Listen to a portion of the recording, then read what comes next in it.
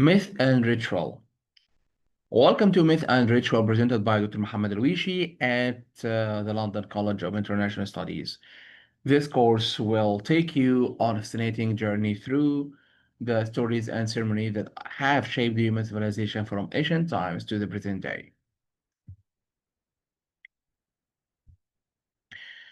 Course outline. Let's let's walk you through what we will be covering in this course.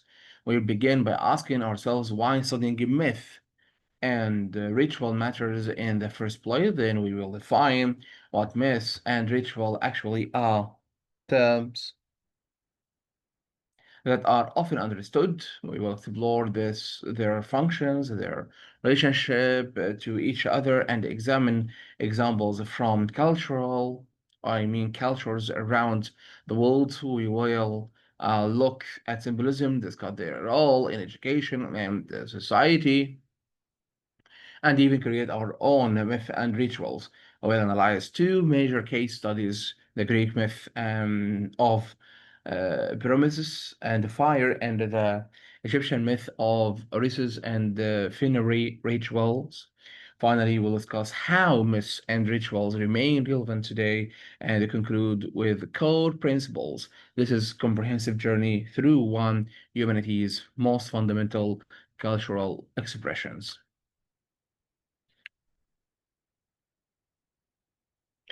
Then let's go to learning objectives. By the end of this course, you should be able to accomplish four key objectives. First, you'll understand what myths and rituals are fundamentally, not just definitions, but their essential roles in shaping human culture and the consciousness across every society that has ever existed. Second, you will recognize recurring patterns and the purposes of myths. You'll notice that cultures separated by thousands of miles and years often tell remarkably similar stories addressing the same um, fundamental human questions. The third, you'll be able to explain how rituals embody mythological narratives and myths aren't just stories we tell, their experiences we enact through rituals. And the fourth, you'll examine specific myths and rituals from diverse cultures, understanding both what makes each unique and what universal elements they share. These objectives will guide our entire course. Learning outcomes. Let's be more specific about what you will be able to do after completing this course. You'll be able to explain how myths serve multiple purposes simultaneously, explaining natural phenomena like why seasons change, validating cultural practices like why we perform certain ceremonies, and inspire moral behavior through heroic examples. You'll detail how rituals enact and sustain mythological narratives through repeated symbolic actions, understanding that a ritual without its underlying myth is just empty gesture, while a myth without ritual remains abstract and this connected from lived experience. Will definitely and identify and interpret symbolic components, recognizing that a serpent isn't just a snake, fire isn't just combustion, and water isn't just H2O. When they appear in mythic and ritual contexts, you'll analyze myths from at least three different cultural traditions, comparing Greek, Norse, Egyptian, Hindu, and other mythologies to identify both similarities and unique characteristics. Finally, you'll demonstrate your understanding by constructing your own simple myth or ritual narratives, incorporating the key concepts well studied we've studied, this final outcome is particularly important because creating something yourself deep in understanding in ways that passive learning never can. Introduction. Why study myth and ritual? Let's begin with the fundamental question. Why should we study myth and ritual? The answer lies in a profound truth about human nature. Humans are fundamentally storytelling animals. Look at the entire arc of human history, from the earliest cave paintings discovered in places like Trouvate and Lascaux, some over 30,000 years old, to modern cinema with its billion-dollar franchises. We have used narratives to make sense of our world, our originals, and our place in the cosmos. This isn't just entertainment, it's how we think, how we understand, how we make meaning. Myths serve as a fundamental story that actively not just how things come to be, though they do that, but more importantly, why they matter.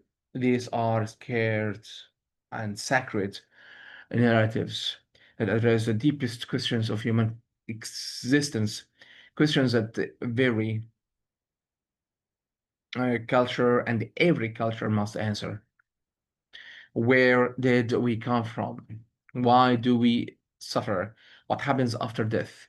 How should we live? What is good? What is evil? What is our purpose? Science can tell us the mechanical how of many things, but miss others is the expositional way. That's why they've persisted for thousands of years and continue to resonate today. Rituals are living embodiments. Now, myths alone are just stories existing in the realm of narratives, but rituals are the living embodiment of these mythic truths. They are symbolic actions that bring myths to life, transforming abstract narratives into tangible, embodied experiences through ritual. Individuals don't just hear about connection, they experience connection to their community, to their ancestors, and to the cosmos itself. Consider a wedding ceremony. It's not just two people making a legal contract. It enacts ancient stories about the union of opposites, the creation of new family bonds, the continuation of lineages. A funeral rite doesn't just dispose of a body, it guides the soul of the deceased according to the cultural, mythic understanding of death and afterlife, while helping the living process grief through prescribed meaningful actions, a seasonal festival like harvest celebrations of um, solstice observances doesn't just mark time, it connects participants to cycles of death and rebirth, scarcity and abundance that have structured the human experience since we first planted seeds. All of these serve to reinforce social bonds while linking participants to timeless patterns of meaning that transcend individual morality. Foundation of culture. Myth and ritual are foundational to regional culture and identity across all of the human history and geography. Let me emphasize this. There is no culture that lacks myths and rituals. None every society that has ever existed has developed its own rich tapestry of stories and ceremonies that define who they are and what they value from the Australian Aboriginal Dreamtime stories that have been passed down for potentially 65,000 years to the Yoruba traditions of West Africa to the Nordic Seagas, to the myths of ancient China, to indigenous American traditions, to the Abrahamic religions. Every culture created these mm, meaning making systems. Understanding these cultural expressions helps us appreciate the remarkable diversity of human experience. When you study myths from different cultures, you encounter radically different world views, different conceptions of time, different understandings of the relationship between humans, nature, and the divine. But simultaneously, you recognize universal themes that unite all of us in our shared humanity and eternal search for meaning. Every culture asks, how did the world begin? Every culture addresses death. Every culture develops moral frameworks. The answers differ magnificently, but the questions are universal. What is a myth definition? Now let's define our terms carefully. A myth is far more than a simple story or a primitive attempt to our scientific explanation. And common usages today, myth often means false story, as in that's just a myth, but this completely misses the point and fundamentally misunderstands their nature and purpose. Academically, a myth is a traditional narrative that explains the natural or social phenomena through the actions of gods, astaghfirullah, heroes, and supernatural beings. These stories carry profound cultural truths and serve as vehicles for transmitting values, beliefs, and wisdom across generations. When we say cultural truth, we mean truth about human nature, about how to live, about what matters, and not necessarily scientific or historical accuracy.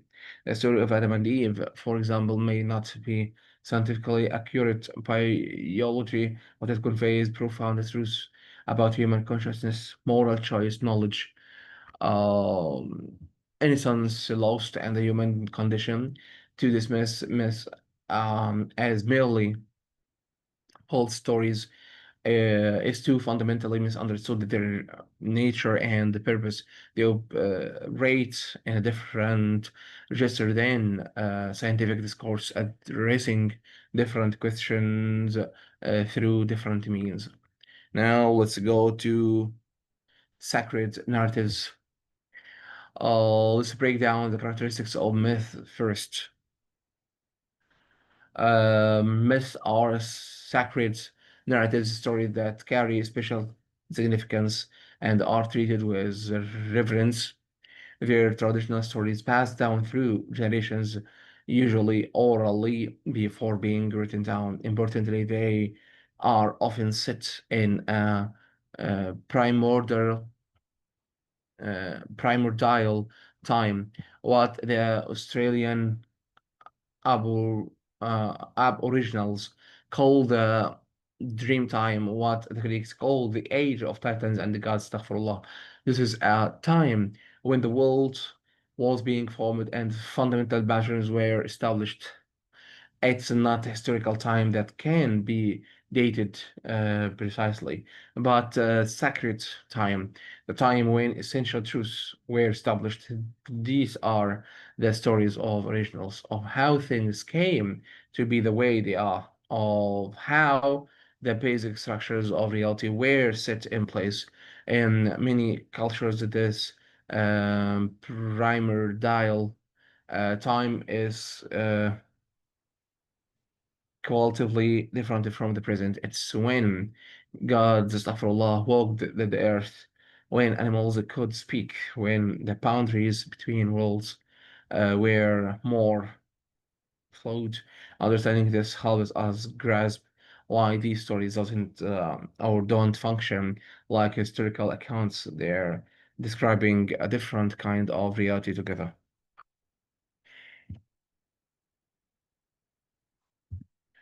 Explanatory power. Second, the myth possesses tremendous explanatory power. They explain the originals of natural phenomena, why the seasons change, why the sun rises and sets, why there are storms, why this exists. They explain cultural practices, why we perform certain rituals, why certain foods are forbidden or sacred, why certain social structures exist, and they explain human institutions, why we have marriage, kinship, or kingship, agriculture, laws consider the Greek myth of Prometheus stealing a fire from God, astaghfirullah, on one level, explaining the original of fire and how humans came to possess it. But it goes much deeper. It explains humanity's unique capacity for technological progress or our ability to transform our environment through tools and crafts.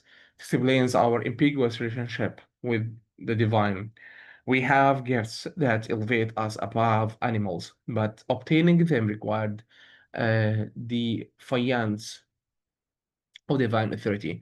Discipline, suffering, and the progress as intertwined. Advancement comes at a cost.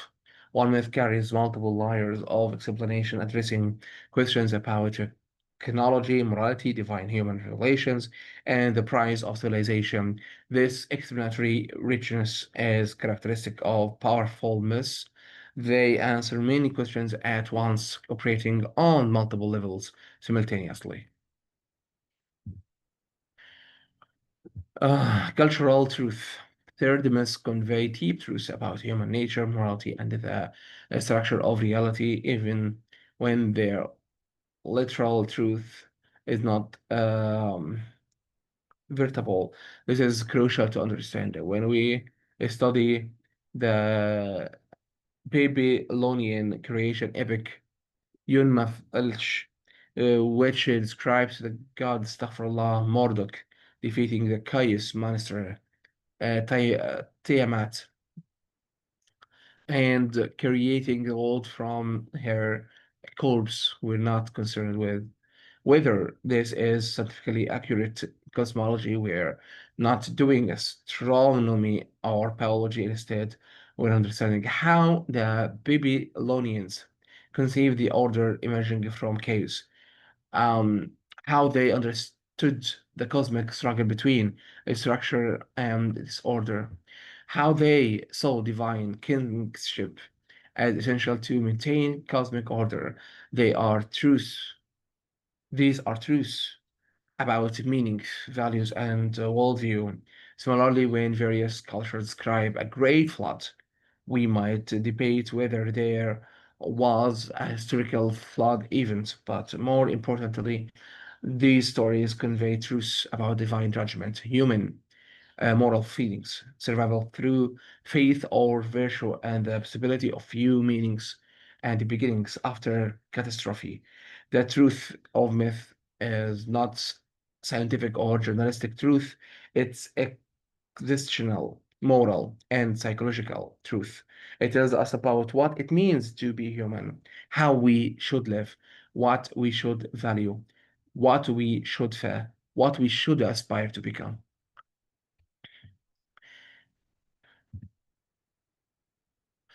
Universal themes. Fourth, despite enormous cultural diversity, myth share universal themes that appear again and again across unconnected cultures. Common mythic themes include creation stories. Every culture had them, whether it's the worlds emerging from the cosmic egg, being spoken into existence, arising from primordial waters or being created by divine craftsmen. The nature of good and evil appears universally. Cosmic struggles between order and chaos, light and darkness, gods and demons, astaghfirullah, life and death are addressed by every mythic tradition. Why we die? What happens after death? Whether death can be overcome. This cosmic order versus chaos is a fundamental theme. This describes how order was established and must be maintained against forces of dissolution and disorder, and the relationship between humans and the divine appears everywhere. Are we created by God's astaghfirullah? We are created by one God according to Islamic tradition, descended from them, separate from them, punished by them, loved by them. Different cultures answer differently, but all address this relationship. These universal themes suggest that myths emerge from fundamental human experiences and the concerns that transcend particular cultures. We all face death, wonder about origins, struggle with moral choices, and take meaning in an often chaotic world. Myths are our species' way of addressing these universal concerns. Function of myth introduction. Now that we understand what myths are, let's explore what they do, their functions in human societies. Myths serve multiple vital functions within human societies, operating on psychological, social, and cosmological levels simultaneously. This is important. A single myth doesn't serve just one function. The same story might explain a natural phenomenon, validate social custom inspire moral behavior and provide psychological healing at once for all. Understanding these functions helps us appreciate why myths have persisted across cultures and continue to resonate in modern contexts. Even in our supposedly rational scientific age, each myth typically serves several functions at once, creating rich, multi-layered narratives that address complex human needs. As we examine each function, remember that they overlap and interweave. Trying to separate them completely would be artificial, like trying to separate the strands of tightly woven rope. Explanation function. The first and the most obvious function is explanation. Myth explains the origins of the world, cosmology, or cosmogony or creation myths tell us how the universe, Earth, and life came to be. Explain natural phenomena, why the seasons change, where there are earthquakes and eclipses, why certain animals behave as they do, and it explains cultural practices as we perform certain rituals, why certain foods are taboo, why we organize society in particular ways. Consider the uh, Abenaki myth explaining how corn come and came to the people. In this story, corn is given by a supernatural being who sacrifices herself and her body transforms into corn plants. This myth doesn't just explain the origin of corn, it could simply say the gods Astaghfirullah have given us corn. Instead, establishes a sacred relation between humans and their food sources. Corn isn't just a crop you plant, it's a gift requiring gratitude, care, and reciprocity. The sacrifice in the myth means humans have obligations to treat corn respectfully. These explanatory narratives satisfy human curiosity. We want to know why things are the way they are and provide frameworks for understanding the world that go beyond mere mechanical causation to include meaning, value, and the proper relationship. Justification function. A second function is justification. Myths validate rituals, social customs, and institutional structure. They provide divine sanction for human practice, making them seem not arbitrary but cosmically ordained. Consider the Hawaii myth from Indonesia.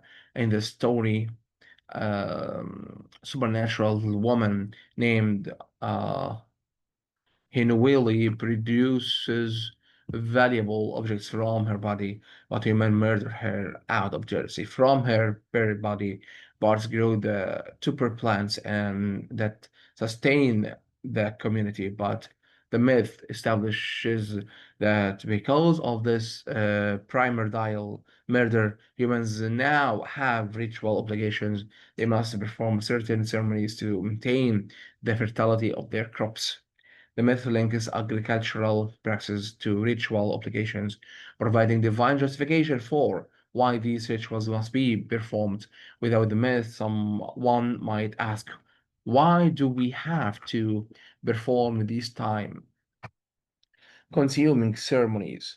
The myth answers because of our relationship to uh, Hanoli, because of what happened in primordial time, because this is how cosmic order is maintained by grounding social customs and sacred narratives. Myths give authority or authority and legitimacy to cultural practices that might otherwise seem arbitrary or to be questioned. This is particularly important for social structures.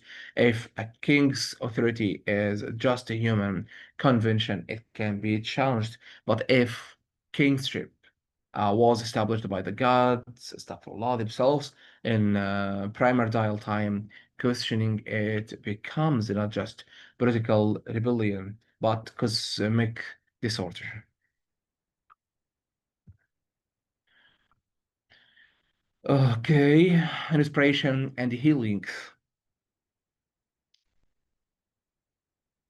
The third function is inspiration and healing. Myths provide hope, renewal, and psychological healing. They offer models for overcoming adversity and transforming suffering into meaning.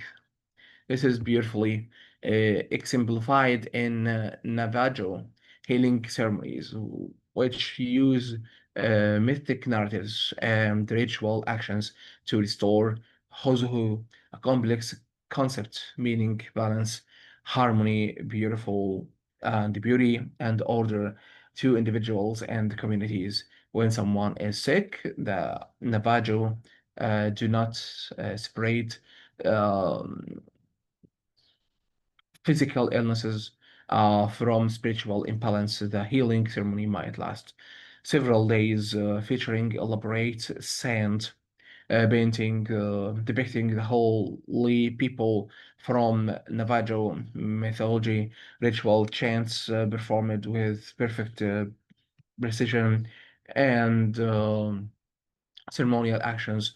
The myth being in acted told of how the whole people overcome challenges and restore the balance. And the patient is symbolically identified with the divine figures participating in their journey from disorder to harmony. The sick person doesn't just hear a story about healing, they experience the mystic pattern of restoration. These stories offer models for overcoming diversity. They show that suffering can be transformed, that chaos can return to order, that healing is possible. In this way, myths provide psychological resources for dealing with life's inevitable difficulties. They remind us that others have faced and overcome similar uh, challenges, that there are paths through suffering, that renewal is possible. Then social order. The fourth the function is legitimizing social order. Myths legitimize rulers, social hierarchies, and the power structures. This is one of the most politically significant functions of myth. Consider the Babylonian creation epic. The uh, anima of Elsh and this myth. The young god, Astaghfirullah, Marduk, defeats Tiamat, the primordial chaos monster, and creates the uh, ordered world from her corpus. As a reward for his victory, the other gods declare Marduk king of the gods, astaghfirullah, building him a magnificent temple in Babylon. Now, this isn't just a story about divine politics. It directly legitimizes Babylonian kingship and authority of Babylon's human rulers. Marduk's kingship of over the gods establishes the pattern for earthly kingship. The king of Babylon is Marduk's representative, and his authority derives from cosmic order itself. Challenging the king isn't just a political dissent, it's threatening to return the world to uh, primordial chaos. Political power is thus rooted in cosmic order, making social structures appear natural and inevitable rather than human constructions that could be changed. This function explains why ruling classes in most societies have controlled myth making. Um, Whoever controls the sacred stories controls much of society reality. You see this in many cultures. Egyptian pharaohs descended from Ra. Um, Chinese emperors had the mandate of heaven. European kings ruled by divine rights. In each case, myths bridge the gap between cosmic order and social order, making political arrangements seem cosmically ordained. So what is a ritual definition? Now let's turn from myth to ritual. Rituals are repeated symbolic actions performed by individuals or groups according to prescribed forms and sequences. Several elements of this definition are crucial. First, repetition. Rituals are performed again and again. One time, spontaneous action isn't a ritual. Ritual follows patterns established in the past. Second, symbolic. Ritual actions mean more than their surface level. Lighting a candle in a religious ceremony isn't just uh, producing light, it symbolizes a divine presence in enlightenment, prayer, or remembrance. Third, prescribed forms and sequences. Rituals have rules there. The right way, or there is a right way and the wrong way to perform them. You cannot just make it up as you go. The words, gestures, objects, timing, and sequences are specified, often with great precision. Unlike ordinary behavior, rituals are marked by formality, repetition, and symbolic significance. When you wash your hands before eating, that's ordinary behavior. But when a priest perform ritual ablutions before a ceremony, using specific prayers and gestures, that's ritual. They create sacred time and space separating the participants from the mundane flow of everyday life. During ritual, you're not in ordinary time, but in sacred time, connected to the primordial events. The ritual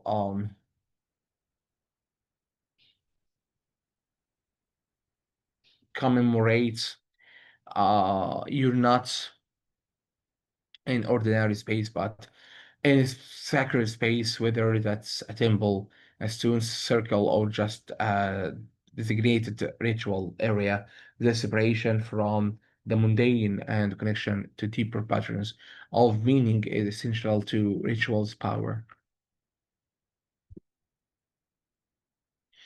Reenactments of mythic events. Rituals often reenact mythic events to maintain cosmic and the social order. This is a crucial concept by repeating the actions of God's astaghfirullah, heroes or ancestors, participants tap into the power of those original events and renew their efficacy in the present moment. It's not just remembering what happened, it's making it happen again. Consider New Year celebrations in many ancient cultures. These doesn't just mark the passage of time, they symbolically recreated the world, reenacting the cosmic battle between order and the chaos that occurred at the world's creation. Through ritual, participants helped ensure that order would continue to prevail over chaos for another year. The ritual wasn't commemorating creation, it was participating in creation, making it happen again. Uh, Funerary rites are another example. They guide the deceased to the afterlife according to mythic geography established in the culture's stories. Ancient Egypt funerary texts provide spells and instructions mirroring the journey of Osiris through the underworld. The deceased wasn't just buried, they were ritually transformed into Osiris, reenacting his death and resurrection. Initiation ceremonies transforms individuals from one social status to another, from child to adult, from outsider to community member. These reenact mythic patterns of death and rebirth, with the initiate symbolically dying to their old identity and being reborn into a new one.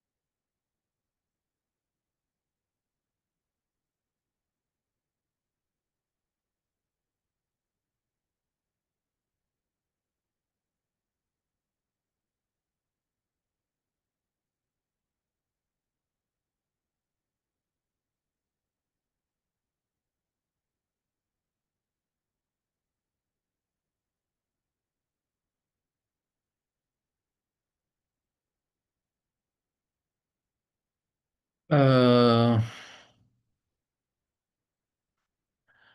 Symbolic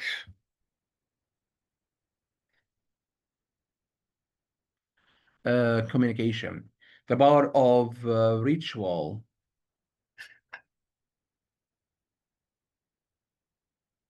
in its use of symbols, gestures, and objectives to communicate meaning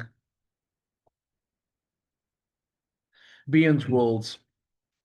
Rituals are multisensory experiences that engage us in ways that purely verbal communication cannot. A crown signifies kingship, not just because we agree it does, but because it sits atop the head, the highest point of the body associated with authority and the divine connection. Incense creates a sacred atmosphere.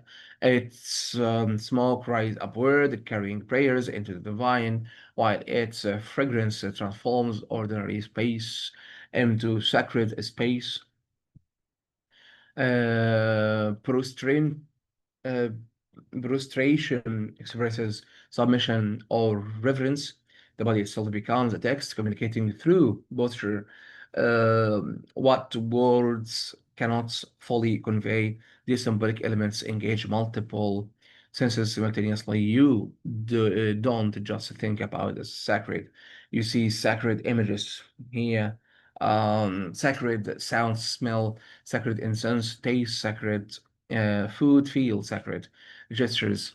This creates a profound experience that integrate mind and the body, intellect, and emotion in ways that purely verbal or intellectual communication cannot achieve. Think about the difference between someone telling you this moment is important versus standing in a cathedral with sunlight streaming through stained glass, hearing Georgian chants, smelling incense, and taking communion. The ritual creates experiential knowledge that transcends prepositional knowledge. You do not just know about the sacred, your experience is directly. Then let's go to the relationship between myth and ritual. Now we come to the crucial question, what is the relationship between myth and ritual? The relationship between myth and ritual is intimate and reciprocal. Neither is complete without the other. They form an integrated system, each supporting and enriching the other. Myths provide the narrative frameworks, the stories that explain why rituals are performed and what they mean.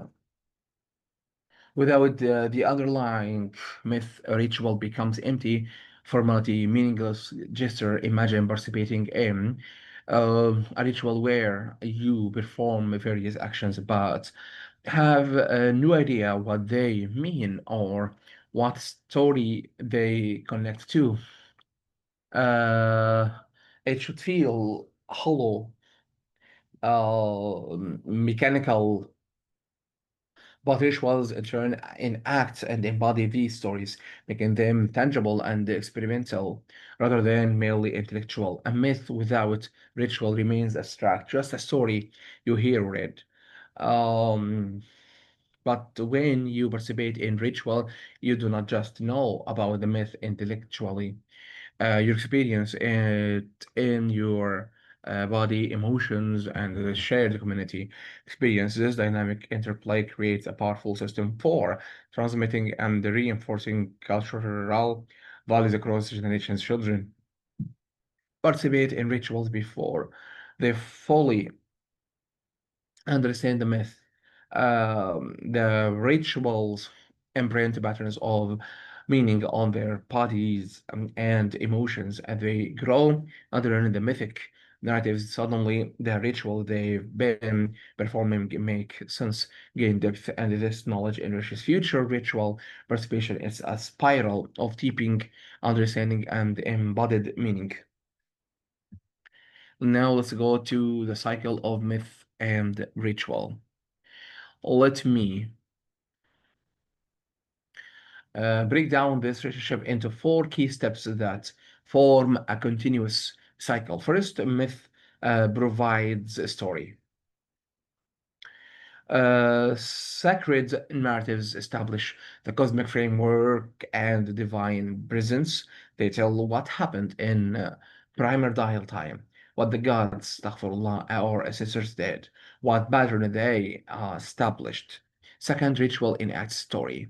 Symbolic actions bring myths to life through embodied experience. What was narrative becomes performance. What was abstract becomes concrete. What was told becomes done. Third, the community participates. Collective engagement reinforces shared identity and values. When people perform ritual together, they experience communities, a sense of unity and shared purpose that transcends individual differences. The myth becomes not just my story, but our story. For tradition continues, the cycle repeats, maintaining cultural community. Each generation participates in the rituals, learns the myth, passes them the next generation, passes them to the next generation. This creates a cultural community across time, connecting present day practitioners with ancestors going back hundreds of or thousands of years. And then the cycle begins again. The myth frame the rituals enact the myth. The community participates, the tradition continues. This is how cultures maintain themselves across generations, how values are transmitted, how identities are formed and sustained. Now let's go to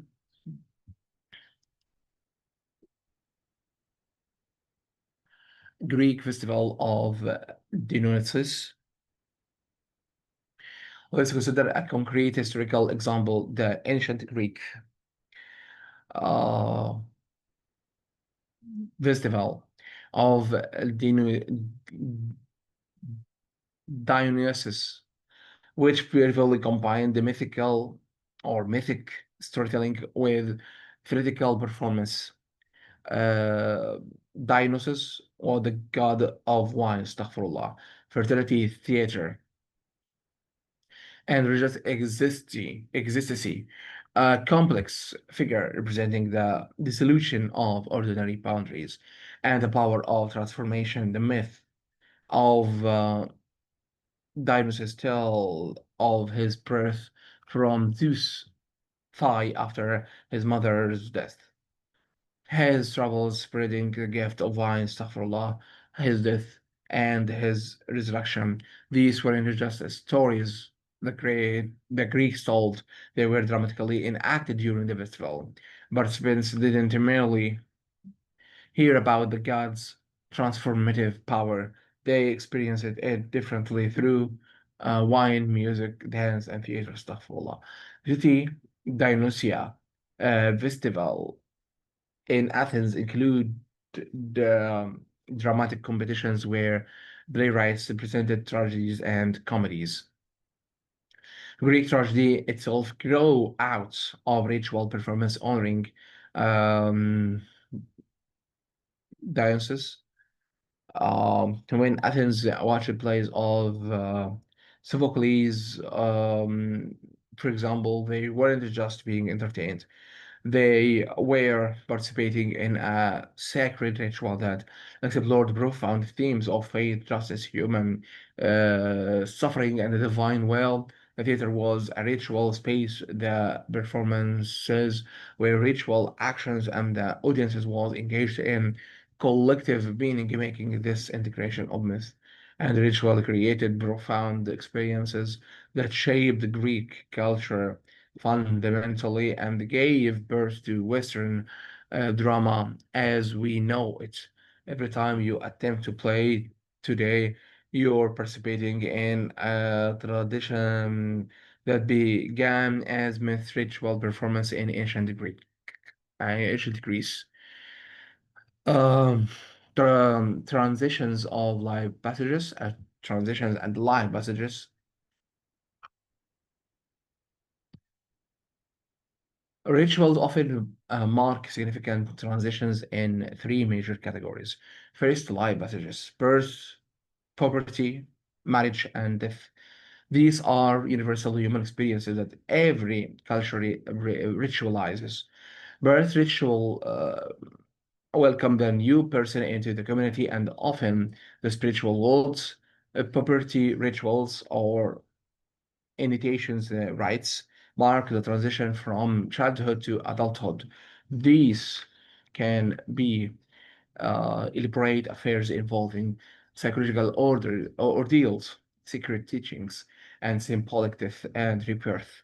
Marriage rituals unite not just two individuals, but two families, sometimes two clans or communities.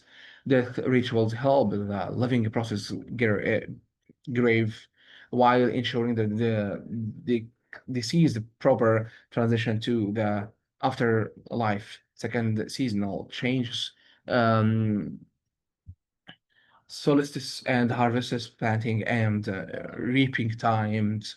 These rituals connect human communities to natural cycles, ensuring continued fertility and abundance. Third, social events, coronations, and uh, aggregations treaties and peace ceremonies. These mark important changes in social or political order.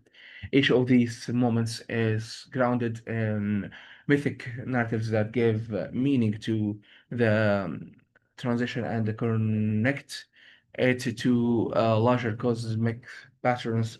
When a couple marries, they are not just two people making personal choices, they're reenacting cosmic patterns of union and generation that have occurred since primordial time when someone dies. For example, they follow a path laid out in myth by previous travelers to the afterlife. The ritual doesn't just mark the transition, it ensures the transition happens properly in accordance with cosmic order. Cross-cultural examples of myth introduction. Now let's examine myth from diverse cultures to reveal both universal human concerns and uh,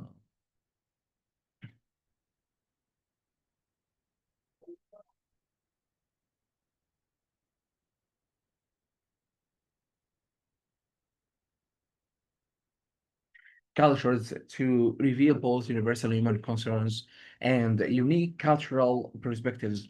Examining myths from diverse cultures reveals both the universal concerns of humanity and the unique ways different societies have addressed these concerns, while the specific characters, settings, and the details vary enormously. Greek gods living on Mount Olympus are vastly different from the Hindu concepts of Brahman, from West African Yoruba orishas, from Native American spirit being common themes emerge. Every culture addresses creation and destruction, order and chaos, morality and immortality,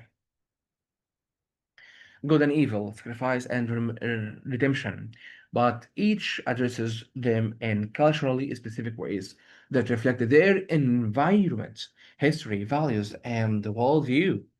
A culture living in a desert will have different concern than one living in a rainforest.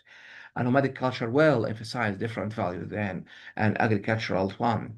A warrior culture will tell different story than a merchant culture. So as we examine these myths, look for both levels, the universal human themes that appear everywhere, and the particular cultural expression that make each tradition unique and valuable. This comparative approach helps us appreciate both the unity and diversity of human culture. Greek mythology. Let's start with Greek mythology, which has profoundly influenced Western culture. The Greek pantheon is headed by Zeus, king of the gods, Astaghfirullah, who establishes cosmic order after overthrowing the Titans. Zeus represents authority, law, and the cosmic order ruling from Mount Olympus. But Greek myths are complex. Zeus himself is often unjust, capricious, and driven by lust. The Greeks didn't imagine their gods as morally perfect. The Promises myth tells how this titan, whose name means forethought, felt compassion for humans living in darkness and cold. Despite Zeus's prohibition, Promises stole fire from Mount Olympus and brought it to humanity, teaching them how to use it. For this, Zeus punished him entirely, chained to a rock where an eagle ate his liver each day, which regenerated each night. This myth explores the price of progress, the tension between divine authority and human autonomy, the relationship between knowledge and suffering. The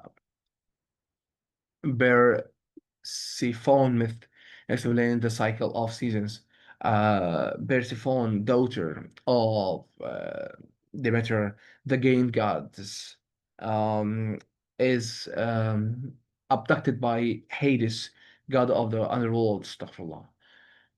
Her grieving mother causing winter when Persephone returns for a part of each year. Spring arrives, but it also about maturation, sexuality, death, and necessary separation from parents. Greek myths emphasizes heroic struggle, divine intervention in human affairs, and the tragic consequences of hubris, excessive pride that leads mortals to challenge the gods, inevitably resulting in catastrophe.